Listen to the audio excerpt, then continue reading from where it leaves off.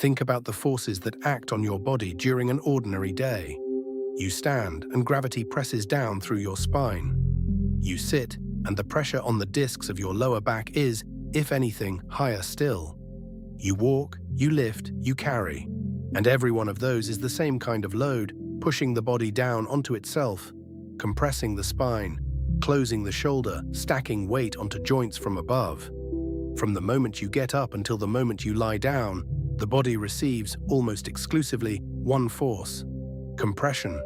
There is an opposite force: traction, the pull that lengthens the spine and opens the joints instead of crushing them. And for almost all of modern life, it has simply vanished. Our ancestors got it constantly. They hung from branches, climbed, reached overhead, swung their own body weight from their arms. The shoulder and the spine evolved inside a life that regularly pulled them long. We inherited those joints, built for hanging, and then we removed the hanging.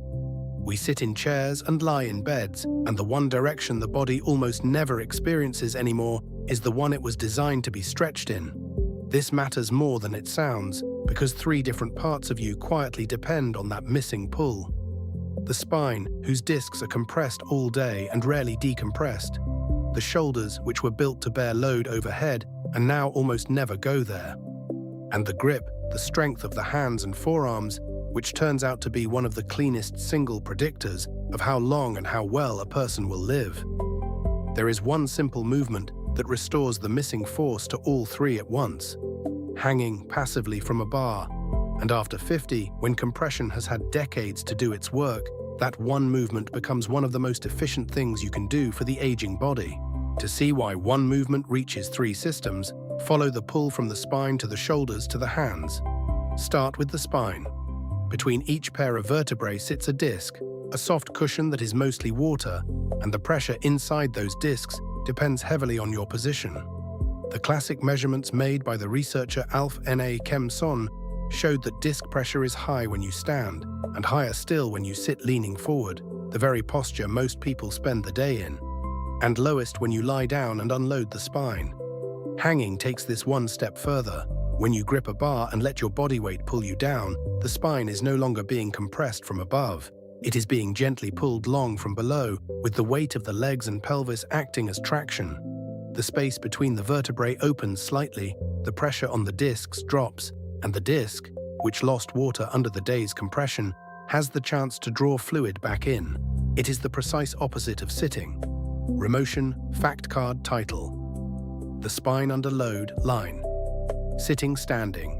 High disc pressure, Nachemson. Line to hanging. Traction, disc unloads and rehydrates.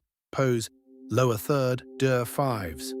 Now the shoulder, where hanging does something almost nothing else in daily life does. To grip a bar overhead and hang, the arm goes into full elevation, and the shoulder is loaded in that fully overhead position by your own body weight. In a life of desks and steering wheels, the arm almost never goes fully overhead under load, and the space beneath the bony arch at the top of the shoulder, where tendons can get pinched in what is called impingement, tends to tighten and narrow.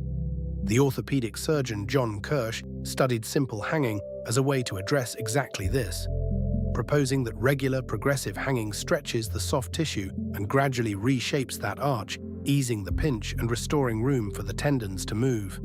For many people with stiff, impinged shoulders, the position they most need and most avoid is the overhead hang. Remotion, counter label.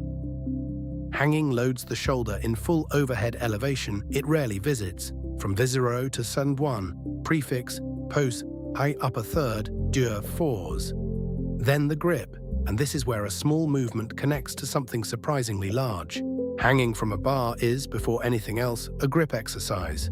The hands and forearms have to hold the entire body weight, and that is a powerful stimulus for grip strength. Grip strength matters far beyond opening jars. In a large international study published in the Lancet in 2015, led by Leong, grip strength turned out to be a strong predictor of mortality. Each roughly 5 kilogram decline in grip was associated with a meaningfully higher risk of dying from any cause, and of cardiovascular death in particular. Grip is not magic, it is a window, a simple readout of overall muscle and vitality that tracks how the whole body is faring. But building grip is part of building the strength that the number reflects. And hanging builds grip directly every time you hold the bar. It is worth pausing on why the body responds so well to a force it so rarely meets. And the answer is in our own history. The human shoulder is, anatomically, a brachii-tors shoulder, built for swinging and hanging from the arms, with a wide, mobile joint and a shoulder blade designed to travel freely across the back. That architecture did not disappear when we stopped climbing. We still carry the joint of an animal that hangs inside a life that never asks it to. When you take hold of a bar, you are not forcing the shoulder into something foreign. You are putting it, briefly, into the exact position it was shaped over millions of years to occupy, which is why it so often feels like relief rather than strain. The same is true of the hand. The grip that closes around a branch is the grip that closes around the bar, and it strengthens because it is finally being asked to do its original job.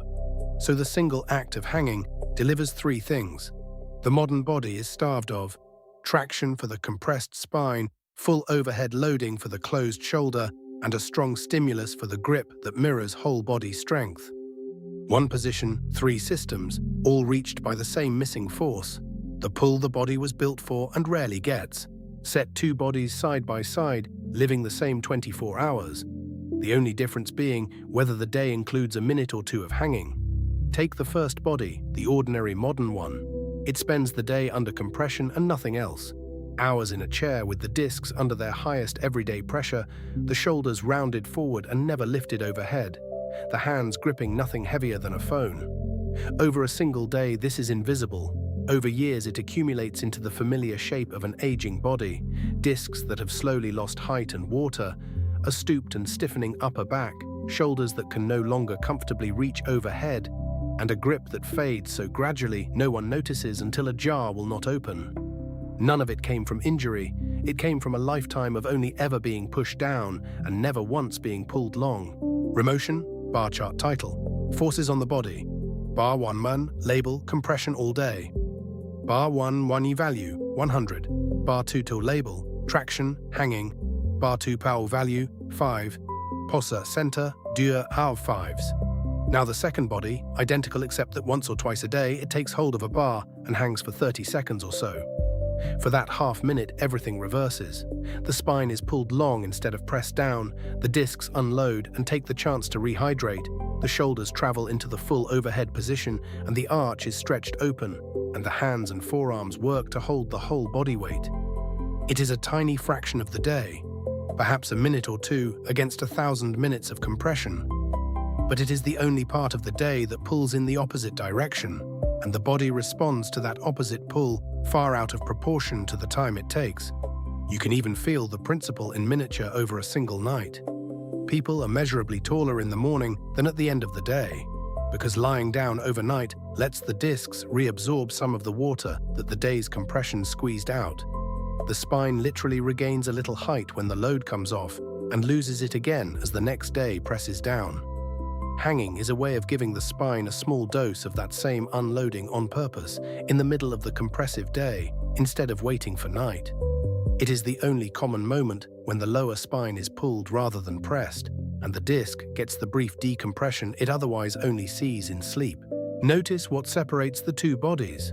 Not hours of exercise, not a gym membership, not anything strenuous. One of them simply reintroduces, for a minute a day, the single force the other never gets. That is what makes hanging such an efficient move. It is not adding one more compressive workout to a compressed life. It is restoring the missing direction entirely, the one thing nothing else in a modern day provides. The cost is a bar and a minute.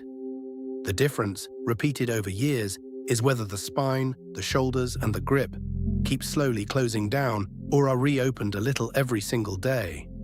And the asymmetry is the whole point. 1,000 minutes of compression against 1 or 2 minutes of traction sounds hopelessly lopsided, as if the minute could not possibly matter. But the body does not simply average the forces it receives, it adapts to the range it is taken through. A joint that is only ever loaded in one direction slowly forgets the others, and a joint that visits its full range, even briefly, every day keeps that range alive. The minute of hanging is not trying to outweigh the day's compression. It is reminding the spine and the shoulders that the other direction still exists, that the full range is still required, so the body keeps maintaining it. That is why so small a dose can hold back so large a trend. It is not a counterweight, it is a daily instruction to stay open. For a young body, the loss of the hanging force is hidden because young discs are well hydrated, young shoulders are supple, and young grip is strong. After about 50, all three of those margins are shrinking at once, and remarkably, the same single movement pushes back on all three. The first is the spine. With age, the discs lose water and height. People literally grow shorter. The spaces between the vertebrae narrow and the back stiffens.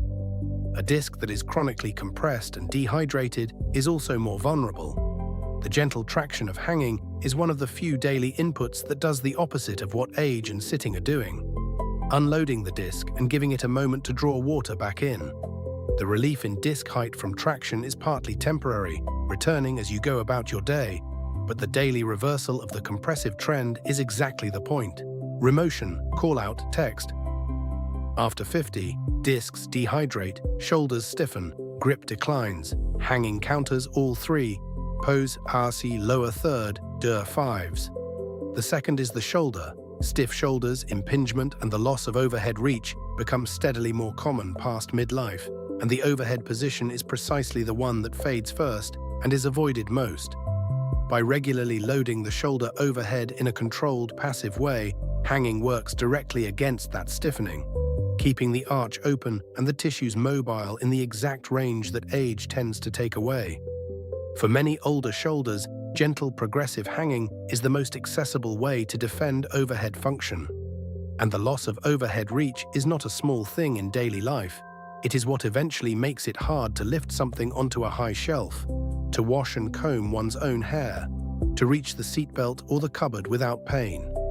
The range that hanging defends is the range that keeps an older person independent in their own kitchen, which is why protecting it early, before it is gone, is worth far more than trying to win it back after. The third is grip, and here the stakes are unusually clear. Grip strength declines with age as part of the broader loss of muscle, called sarcopenia. And as that international research showed, declining grip tracks with rising risk across the board. It is one of the simplest markers of the frailty that drives so much of what goes wrong in later life. Training grip will not by itself change fate, but it is part of holding back the muscle loss that the grip number measures, and a strong grip remains one of the better signs of a body aging well. 3 declines that usually advance unopposed, and 1 quiet movement that opposes all 3 at the same time in less than 2 minutes a day. If the missing force is traction, then the fix is to restore it daily, and the method is as simple as taking hold of a bar and letting your weight hang. The whole skill is in building up to it gently and respecting a few limits, because a body that has not hung in decades has to be eased back into it. The core movement is the passive dead hang. Grip an overhead bar with both hands, about shoulder width apart, and let your body weight pull you down, shoulders relaxed, arms straight, feet off or near the floor. You are not pulling up. This is not a pull-up. You are simply hanging and letting gravity do the lengthening. Breathe, stay relaxed, and let the spine and shoulders decompress. That is the entire exercise. Remotion, counter label. What passive dead hang, let body weight pull you long, build toward 30 seconds, from 0 to 30 suffix, s, pos, upper third, der, fours. The key is to start where you actually are, because the limiting factor for most people at first is not the spine or shoulders, but the grip and the unaccustomed load. Begin with your feet still partly on the floor, taking some of your weight, so you control how much you hang and the hands and shoulders are not shocked. Hang for just a few seconds at first, then over days and weeks let more of your weight onto the bar and build the time up toward 20 or 30 seconds. Done a few times through the day, that adds up to only a minute or 2 of total hanging, which is enough to deliver the traction and the stimulus without overdoing it. If a full hang is too much for your grip or shoulders, keeping the feet down and simply leaning into a supported hang still gives much of the benefit while you build capacity. The bar itself can be almost anything sturdy enough to hold you. A pull-up bar fitted in a doorway, a bar at a park, a sturdy beam, even a solid tree branch. The height matters less than you might think. If the bar is low, simply bend your knees and let your arms take as much weight as you want, which also makes it easy to put a foot down the instant your grip tires. Keep the grip relaxed but secure. Hang with the palms facing away in a normal overhand grip to begin with, and let the shoulders rise toward the ears rather than forcing them down. A passive hang means passive, letting the whole shoulder girdle relax into the stretch. As your grip strengthens over the weeks, the hang that felt impossible at first becomes a comfortable 30 seconds. And that growing grip is itself one of the markers of strength you are trying to protect. A few honest cautions matter. Build up gradually. Sudden full hangs on unprepared hands or shoulders can strain them, and the point is consistency, not heroics. If you have a shoulder that is unstable or dislocates, recent shoulder or spine surgery, or an acute injury, hanging may not be right for you, and that is a conversation for a doctor or physical therapist before you start. People with uncontrolled high blood pressure or certain eye conditions should be cautious with anything that resembles full inversion, though an ordinary upright hang is not inversion. And the shoulder impingement and disc rehydration benefits, while grounded in real physiology and clinical experience, vary from person to person. Treat hanging as a sound daily practice for most bodies, not a guaranteed cure for a specific diagnosis. Within those limits, it is about as simple as a longevity habit gets. Find a sturdy bar, take hold, and let yourself hang a little every day. Step back and the whole picture is almost absurdly simple. The body spends every waking hour being compressed, by gravity, by chairs, by the ordinary weight of living upright, and almost never being pulled the other way. It is not that anything is being done wrong. It is that an entire direction of force, the one the spine and shoulders were shaped by, has quietly dropped out of modern life. The stooping back, the stiff shoulder, the fading grip are not only the wear of age. They are, in part, the long result of a force that went missing. That is why hanging is so much more than it appears. It is not really exercise in the usual sense.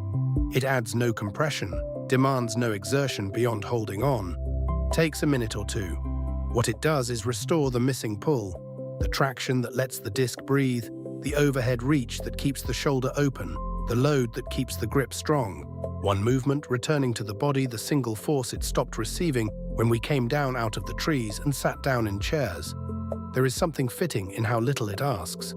We tend to imagine that undoing the damage of a sedentary life must require its opposite in effort. Long workouts, hard training, discipline summoned day after day. But the spine and the shoulders are not asking to be worked harder. They are asking to be unloaded, to be pulled in the one direction the day forgot. The remedy for too much compression is not more effort. It is the simple, almost lazy act of letting your own weight stretch you out, holding a bar and doing nothing at all while gravity does the work in reverse. So find a bar, a doorway bar, a tree branch, anything that will hold you, and take hold of it today. Let your weight hang, let the spine lengthen, let the shoulders open, and feel the day's compression release for half a minute. You are not learning a new trick. You are giving the body back something it has always known how to use and was only ever waiting to be allowed to do again. All day long, the world pushes you down. For a minute a day, let yourself hang and let it pull you long.